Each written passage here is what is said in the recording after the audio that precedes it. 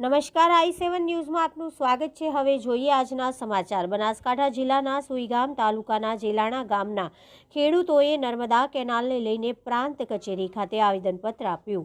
સરહદી વિસ્તારોમાં નર્મદા કેનાલો અનેક વખત વિવાદમાં રહી છે, ત્યારે ફરી એકવાર સુઈગામ તાલુકાના રડોસણ ડિસ્ટ્રીબ્યુટર નર્મદા કેનાલમાંથી નીકળતી કણોઠી 1 નંબરની કેનાલ ઓવરફ્લો થતાં જેલાણા ગામના ખેડૂતોના રવિ સિઝન પાકમાં પાણી ફરી વળતા ખેડૂતોએ આજે સુઈગામ પ્રાંત કચેરી ખાતે આવેદનપત્ર આપીને કણોઠી 1 નંબરની કેનાલ ઓવરફ્લો થવા બાબતે કાર્યવાહી કરવા માટેની માંગ કરી હતી, જેમાં પૂર્વ સમયમાં પણ અનેક વખત નર્મદા નિગમ તેમજ કોન્ટ્રાક્ટરોને ખેડૂતોએ અનેક વખત રજૂઆત કરવા છતાં પણ કોઈ નિકાલ ન આવતા ખેડૂતો રોષે ભરાયા હતા, જેમાં કણોઠી 1 નંબરની ગણાતી નર્મદા કેનાલના પાણીને સામે નિકાલ ન હોવાના કારણે કેનાલ ઓવરફ્લો થતાં જેલાણા ગામના ખેડૂતોના મોંઘા ભાવના વાવેતર જેવા જીરા તેમજ અન્ય રવિ સિઝનને મોટું નુકસાન વેઠવાનો વારો આવ્યો છે।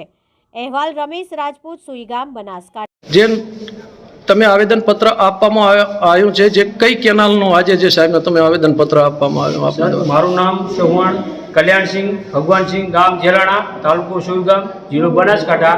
અમારે જેલાણા ગામમાં રડોસણ ડિસ્ટ્રિક્ટમાંથી કણોઠી માઇનર નીકળી છે, એમાંથી બ્રાન્ચ માઇનર 1 પસાર થઈ છે ને છેલ્લે મારા ખેતરમાં પૂરી થયેલ છે, અને અમે 2020ની વાતના વારંવાર આવેદનપત્રો નિગમમાં આપો છો અને કોન્ટ્રાક્ટરોને પણ ફોન દ્વારા ભ્રમણ કરો છો, છતાં અમારા ખેતરમાં વારંવાર પાણી આવવાથી જીરાના પાક નિષ્ફળ થાય છે।